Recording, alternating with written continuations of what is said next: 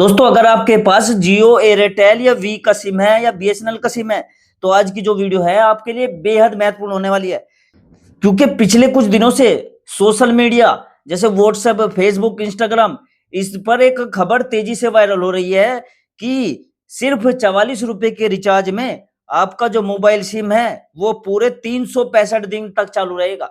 अब कुछ लोग तो ये भी कह रहे हैं कि इनकमिंग कॉल भी आती रहेगी, एसएमएस भी आते रहेंगे और आपका नंबर जो है वो कभी बंद नहीं होगा। अब आप सोचिए जहाँ 1 महीने का रिचार्ज 249 का, 299 का, 349 का और कई बार तो 400 रुपए तक पहुँच चुका है। वहाँ अगर कोई कहे कि सिर्फ 44 रुपए में पूरा साल काम चल जाएगा तो कोई भी इंसान खुश हो जाएगा। लेकिन क्या ये सच है? क्या वाक़ई ऐसा कोई प्लान लॉन्च हो चुका है? और क्या जियो, एयरटेल, वी और बीएसएनएल ने मिलकर कोई नया नियम लागू कर दिया है? या फिर ये आधी-अधूरी जानकारी है या कोई अफ़वाह है? ठीक है, तो आज की इस वीडियो में हम आपको पूरी सच्चाई बताएँगे, समझ गए? इसलिए वीडियो को देखो लास्ट तक बने रहना। अगर आप कोई भी सिम इनमें से यूज़ कर रहे हो तो बहुत बड़ी अपडेट है, बहुत बड़ी खबर निकल कर आ रही है सरकार की तरफ से। तो पूरी वीडियो देखोगे आप तभी सारी चीज़ें समझ में आएगी, नहीं तो आप फिर डाउट हो जाएगा फिर आपको। ठीक है, तो पूरी वीडियो देखना है तभी समझ में आएगा। और दोस्तों कमेंट करके मुझे ये बता देना कि आप कौन-सा सिम यूज़ कर रहे हो? जियो का कर रहे हो, एयरटेल का कर रहे हो या वी का कर रहे हो? कमेंट में ज़रूर कर देना, ठीक है? तो चलो फिर स्टार्ट करते हैं। देखिए दोस्तों, जो आज मोबाइल फ़ोन है, वो हर इंसान की ज़रूरत बन चुका है। चाहे बैंक का काम हो, आधार का काम हो, सरकारी योजना का लाभ लेना हो, बच्चों की पढ़ाई हो या नौकरी से जुड़ी जानकारी हो, हर जगह मोबाइल नंबर ज़रूरी हो गया है। लेकिन दिक्कत तब होती है जब किसी व्यक्ति के पास 2 सिम होते हैं। एक नंबर तो रोज़ इस्तेमाल करने वाला और दूसरा नंबर सिर्फ़ ओटीपी, बैंकिंग या ज़रूरी दस्तावेज़ों के लिए रखा हुआ। ऐसे में हर महीने दोनों नंबरों पर महँगा रिचार्ज कराना हर किसी के बस की बात नहीं होती, क्योंकि रिचार्ज इतने महँगे हो चुके हैं। और अब यहीं से शुरू होती है 44 वाले रिचार्ज की कहानी। पिछले कुछ समय से कई वीडियो और जो पोस्ट है उनमें दावा किया जा रहा है कि सिर्फ 44 रुपए खर्च करके आपका जो सिम है वो पूरे 365 दिन तक चालू रहेगा। सुनने में देखो ये बात अच्छी लग सकती है, लेकिन दोस्तों यहाँ सबसे पहले एक बात साफ कर दूं, अभी तक किसी भी बड़ी टेलीकॉम कंपनी ने ऐसा कोई आधिकारिक प्लान लॉन्च नहीं किया है जिसमें सिर्फ 44 रुपए देकर पूरे 365 दिन काम चल जाए। जी हाँ, ये बात बिल्कुल सच है। अगर कोई भी व्यक्ति आपसे ये कह रहा है कि एयरटेल, जियो या वी या बीएसएनएल ने 44 रुपए का 1 साल वाला प्लान निकाल दिया है, तो वो गलत जानकारी दे रहा है। अब सवाल उठता है कि ये आखिर 44 रुपए की बात कहाँ से आई? दोस्तों इसके पीछे एक ट्रिक बताई जा रही है, लेकिन ध्यान रखना ये कोई आधिकारिक नियम नहीं है और इसकी ना ही कोई गारंटी है। कुछ लोग ये तरीका अपनाते हैं ताकि उनका जो सेकेंडरी नंबर है वो चालू रह सके, बंद ना रहे। देखो, मान लीजिए आपके पास एक दूसरा सिम है जो सिर्फ बैंक, आधार और ओटीपी के लिए आपने रखा हुआ है। आप उसका ज़्यादा इस्तेमाल भी नहीं करते। ऐसे में कई लोग समय-समय पर छोटा रिचार्ज करके नंबर पर एक्टिविटी बनाए रखते हैं। उदाहरण के लिए 11 रुपए का छोटा डेटा रिचार्ज, फिर कुछ महीनों बाद दोबारा 11 रुपए का रिचार्ज, फिर कुछ समय बाद 11 रुपए का फिर रिचार्ज करवा लेना। इस तरह पूरे साल में लगभग 44 रुपए खर्च होते हैं और यहीं से 44 वाली कहानी वायरल हो गई। लेकिन दोस्तों यहाँ आपको एक बात समझनी पड़ेगी, सिर्फ 44 रुपए या 11 रुपए खर्च कर देने से ये गारंटी आपको नहीं मिल जाती कि आपका जो नंबर है वो पूरे साल एक्टिव रहेगा। क्योंकि दोस्तों हर कंपनी के नियम अलग हो सकते हैं और समय-समय पर ये रिचार्ज प्लान जो होते हैं वो बदल भी सकते हैं। कई लोग इस ट्रिक को ऐसे बताते हैं जैसे कोई जादुई उपाय हो, लेकिन सच ये है कि ये सिर्फ एक अनुमानित तरीका है, कोई पक्का नियम नहीं है।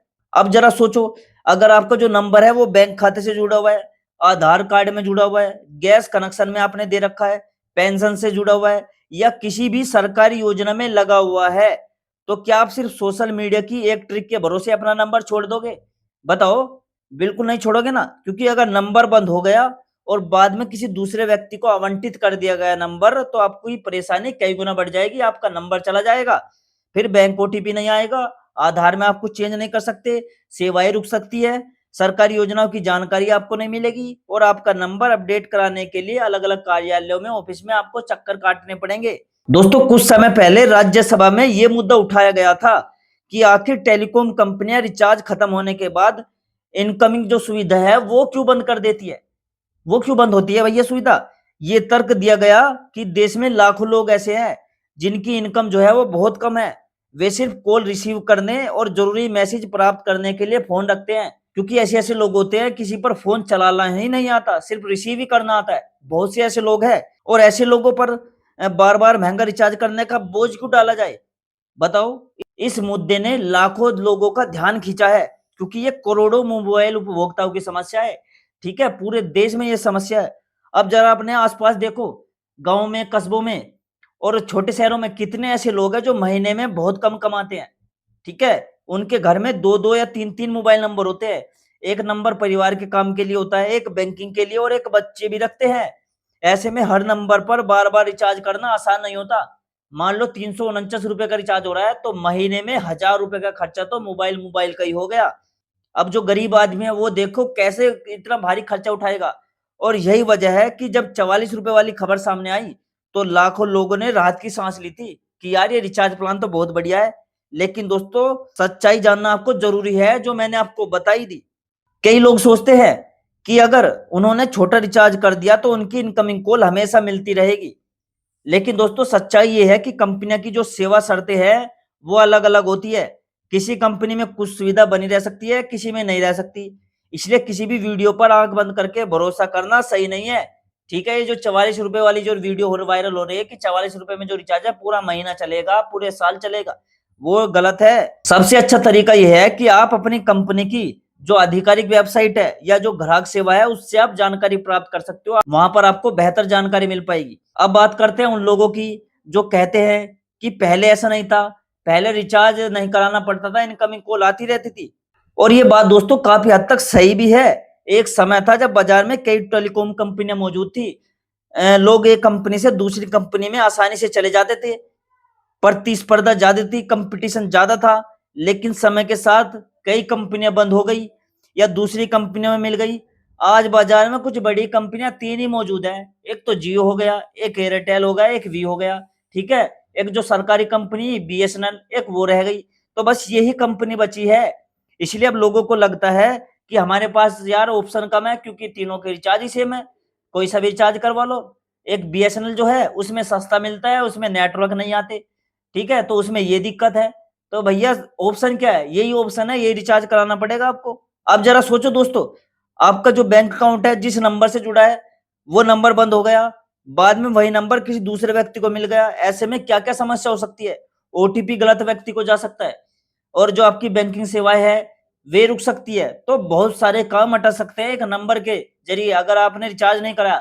तो देखिए दोस्तों, ये मजबूरी है लोगों की और मोबाइल रिचार्ज कराना ही पड़ता है लोगों को। और दोस्तों, मैं यहाँ एक बात और कहना चाहूंगा। सोशल मीडिया पर जो खबर वायरल होती है, ठीक है, वो हर जो जानकारी है वो गलत नहीं होती और वो सही भी नहीं होती, समझ गए। इसलिए किसी भी दावों को सच मानने से पहले उसकी जांच जरूर कर ले। और जो 44 रुपए वाला मामला भी कुछ ऐसा ही है।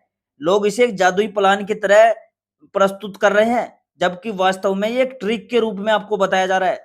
और ये ट्रिक हमेशा जोखिम के साथ आती है, रिस्क हो सकता है, इसमें ध्यान रखना। अब सबसे महत्वपूर्ण सवाल यह है कि अगर आपके पास दूसरा नंबर है, अगर आपके पास नंबर दूसरा रखना ही पड़ेगा तो आपको क्या करना चाहिए। देखिए, सबसे पहले तो ये तय करो कि वो जो नंबर है वो कितना महत्वपूर्ण है, कितना जरूरी है आपके लिए। अगर वो सिर्फ कभी कभार इस्तेमाल होता है और किसी जरूरी सेवा से जुड़ा नहीं है, तो आप अपनी कंपनी की शर्तों के अनुसार उसे सक्रिय रखने के तरीके देख सकते हो। लेकिन अगर नंबर बैंक में जुड़ा है, आधार में जुड़ा है, राशन कार्ड में जुड़ा है, गैस कनेक्शन में जुड़ा है, फिर तो आपको वो नंबर चालू रखना ही रखना है। और दोस्तों, मैं आपसे एक सवाल पूछना चाहता हूँ। क्या आपको लगता है कि इनकमिंग कॉल हमेशा फ्री रहनी चाहिए? क्या आपको लगता है कि सरकार को एक ऐसा नियम बनाना चाहिए जिससे कम से कम जरूरी कॉल और एसएमएस की सुविधा बिना रिचार्ज के भी जारी रहे? ठीक है, ऐसी भी एक सुविधा होनी चाहिए। कम से कम एसएमएस तो आए या इनकमिंग कॉल तो आए, ऐसी सुविधा रहनी चाहिए जैसी पहले हुआ करती थी। क्योंकि दोस्तों, जो ये मुद्दा है ये सिर्फ एक व्यक्ति का नहीं है बल्कि करोड़ों लोगों का है। तो दोस्तों, आपका क्या तर्क है इस बात को लेकर, कमेंट में जरूर लिखिएगा। और अगर दोस्तों आपको वीडियो पसंद आई हो तो वीडियो को लाइक करिए, चैनल को सब्सक्राइब करिए। और आप कौन से स्टेट से, कौन से शहर से वीडियो देख रहे हो, उस शहर का नाम, उस राज्य का नाम जरूर लिखना।